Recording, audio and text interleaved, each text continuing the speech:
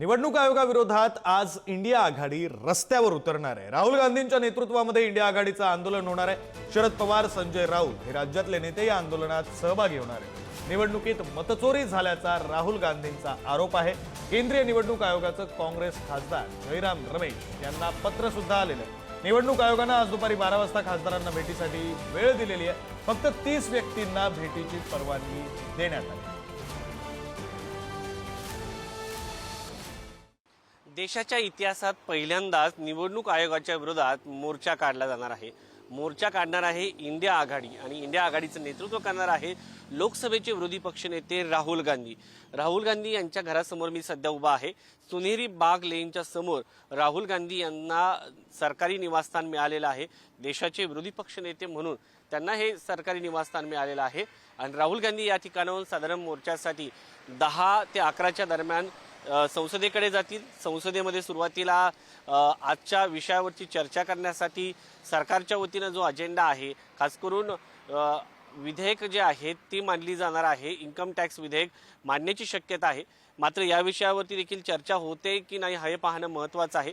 त्यानंतर मल्लिकार्जुन खरगे यांच्या विनंतीनुसार सर्व इंडिया आघाडीचे घटक पक्ष आणि त्यांचे खासदार जे आहेत ते निवडणूक आयोगाकडे मोर्चा काढतील अशी माहिती मिळत आहे। व्हिडिओ जर्नलिस्ट अनिल कपूरसह शिवाजी काळे, पुढारी न्यूज, दिल्ली।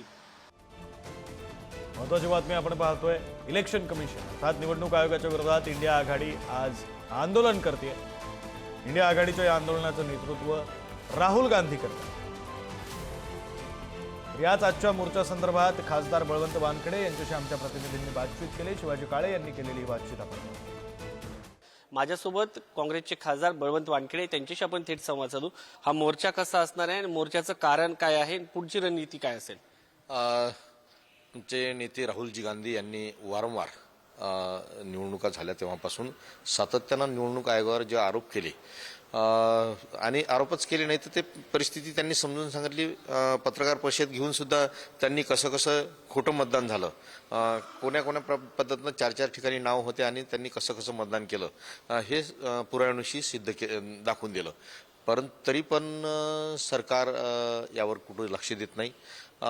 या निमित्तानं लक्ष वेधण्यासाठी खऱ्या अर्थानं मी तर हे म्हणेल की राष्ट्रपतींनी हे लक्षात घ्यावं की हे राहुलजी गांधी यांचे जर आरोप सत्य असतील, निवडणूक आयोग जर खोटं असेल तर त्यांनी पुन्हा निवडणुका लावून राष्ट्रपती राजवट लागू करावी आणि नंतर निवडणुका घेऊन दाखवाव्यात जे की राहुल गांधींनी जे आरोप केले त्याची सत्यता पडताळून त्यांनी निवडणूक लावावी।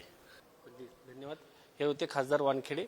त्यांनी देशामध्ये ज्या निवडणुका झाल्या त्या निवडणुका पारदर्शक पद्धतीने न झाल्यामुळं पुन्हा एकदा देशामध्ये मध्यावधी निवडणुका लावून पुन्हा एकदा निवडणूक घेण्याची मागणी या ठिकाणी केलेली आहे। व्हिडिओ जर्नलिस्ट अनिल कपूरसह शिवाजी काळे, पुढारी न्यूज, दिल्ली।